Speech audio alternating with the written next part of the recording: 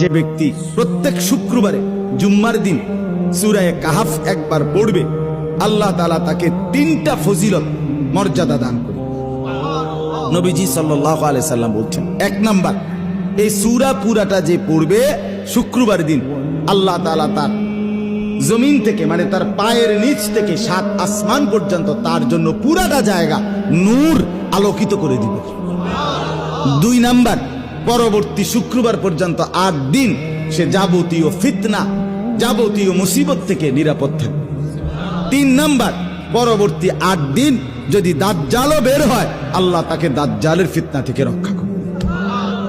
এজন্য যাদের হিম্মত হয়, মহব্বত লাগে, দিল লাগে, তো তারা প্রত্যেকেই চেষ্টা করবেন প্রত্যেক শুক্রবার দিন সূরা কাহাফ তেলাওয়াত করার জন্য। আল্লাহ তাআলা তৌফিক